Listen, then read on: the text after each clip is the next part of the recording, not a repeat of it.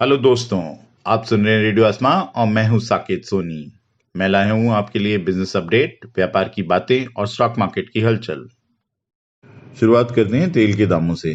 तेल के दामों में लगभग 2% उछाल देखने को मिला। ये उछाल तब आया जब ओपेक ने अपने कुछ ऐसे साथियों के अगेंस्ट कड़े कदम उठाने का फैसला लिया जो प्रोडक्शन को कम ना कर रहे हों। वैश्विक मंदी के बाद ओपेक ने यह फैसला करा है कि प्रोडक्शन को कम करना पड़ेगा और कटौती करके दामों को ऊपर की तरफ धकेलना पड़ेगा। ओपेक ने कदम उठाते हुए इराक, नाइजीरिया और यूएई को और कटौती करने के लिए कहा। हालांकि कल के उछाल में एक हाथ हरिकेन सैली का भी था, क्योंकि हरिकेन सैली की वजह से अमेरिका के ऑयल फील्ड्स में कामकाज ठप था। गूगल की कंपनी यूट्यूब ने टिकटॉक को टक्कर देने की ठान ली है। गूगल की कंपनी यूट्यूब ने शॉर्ट्स नामक एक एप्लीकेशन को लॉन्च किया, जिसका पहला वर्जन भारत में सबसे पहले अवेलेबल होगा। ये खबर तब आ रही है जब अमेरिका में ओरेकल और टिकटॉक का एक करार हो गया है, जिसमें टिकटॉक ने अपनी हिस्सेदारी ओरेकल को बेची है।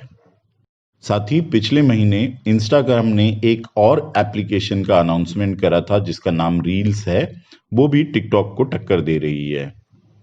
आप लोगों को याद दिला दें, पिछले ही महीने भारत में टिकटॉक को बैन किया गया था और यूट्यूब का भारत में शॉर्ट्स को लॉन्च करना एक मुख्य कारण ये भी है क्योंकि वहां पे कोई कंपटीशन नहीं है।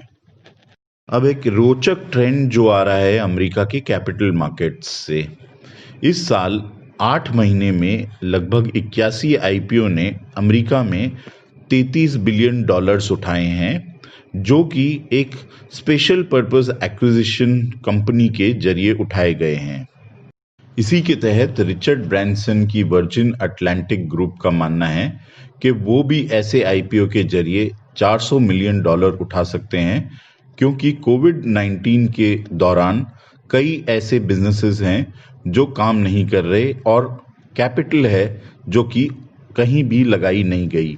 इस कैपिटल को उठाने के बाद रिचर्ड ब्रैंसन का मानना है कि वो उसे वहां लगा सकते हैं जहां वर्जिन अटलांटिक ग्रुप की सक्सेस देखने को मिली है।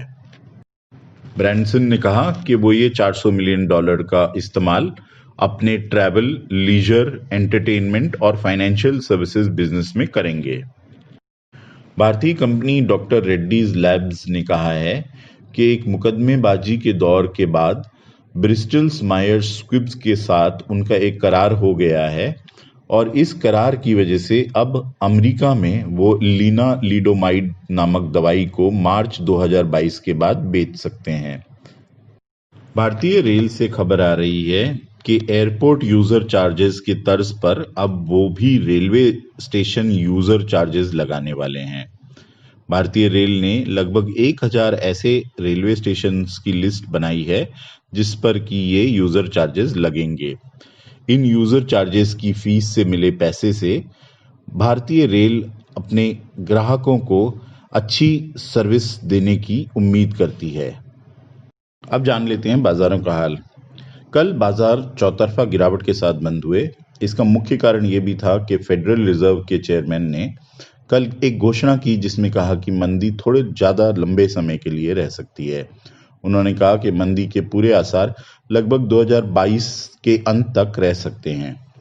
इस घोषणा की वजह से डाउ जोन्स 130 पॉइंट्स गिरकर 27,901 पे बंद हुआ। वहीं नैस्डैक 140 पॉइंट गिरा और 10,910 पे दिखा। भारत में भी सेंसेक्स में गिरावट का दौर जारी रहा। 323 पॉइंट लुढ़क कर सेंसेक्स 38,979 पे था और वहीं निफ्टी 88 पॉइंट्स गिरकर 11,516 पे था। एक नजर भारत के सर्राफा बाजार पे। बाजार में सोना 371 पॉइंट लुढ़का और 51,453 पे रहा। वहीं चांदी 639 रुपए गिरकर 67,142 पे बंद हुई। ये था आज का बिजनेस अपडेट। मैं हूं साकेत सोनी और आप सुन रहे हैं रेडियो आसमां। इसके सिवा जाना कहां। Business update.